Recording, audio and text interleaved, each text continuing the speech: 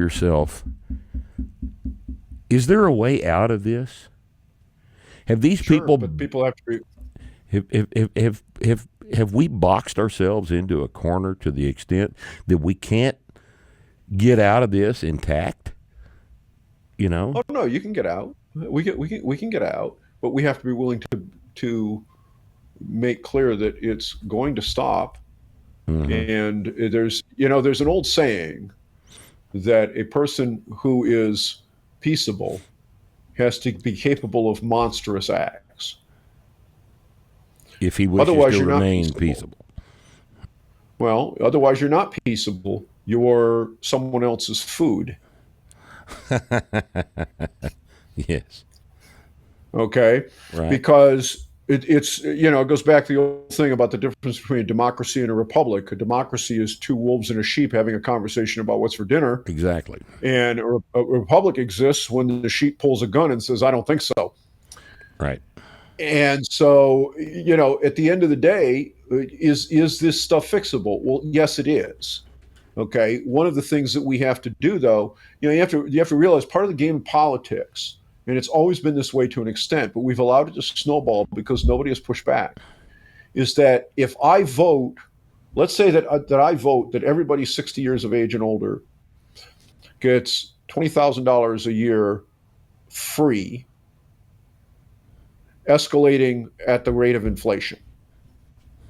Doesn't matter whether or not I did any work before. Doesn't matter if I paid into Social Security. None of those things matter. I just get $20,000. Minimum national income. Right. It's But only talked for people about by 60 years age. Democrats all the time. But wait, but only for people 60 years of age and older, because I'm 60. Right. Okay. All right. So what have I just done? I have just levied a tax on everyone who's not 18 and can't vote against it, and on all those people who have not yet been born and can't even voice an opinion because they don't exist. Right. Okay.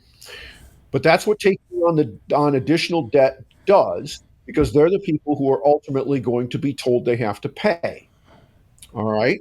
Now, here's the problem with this paradigm. I can get away with this right up until the people who are 20 say, number one, we're not going to pay. We're not going to have a conversation about this. We didn't vote for it. We didn't approve it. We're not paying for it. That's the end of the conversation. Right. And if you try to force us to do so, you're food. Right. And then some very difficult decisions have to be made, because at the end of the day, I don't have to go run you over with the truck or shoot you or commit some other kind of violence. All I have to do is say, I'm not going to work. I'm not going to do it. You can go to hell. Mm-hmm. And oh, by the way, when it all goes down the toilet, that's too damn bad. Sorry, mom. Sorry, dad. When you can't wipe your own butt, crawl your own ass to the toilet. Okay? Now, where the problem comes in with this is that breaks the political paradigm. Of course, nobody wants to have that conversation because, oh boy, is that one fiery, right? But where you get into the coffin corner with this is that that's where we're headed. And the response from the younger people is already there, and they're already doing it. If you looked at the birth rate, Down. you can't make people have children. We're not making new taxpayers very fast, are we?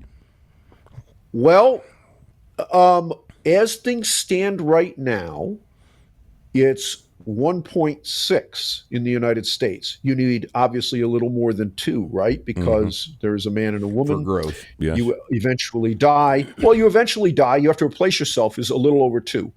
All right? Because some kids have terrible things happen when they're young. Right. So it has to be slightly over 2.0. All right. But at 1.6, well, guess what?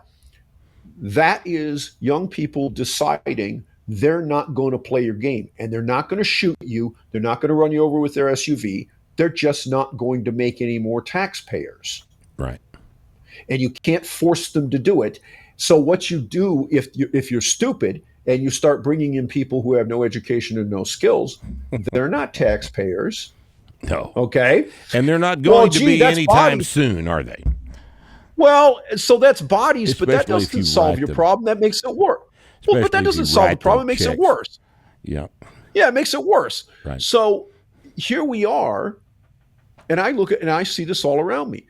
Young people are just saying, go to hell.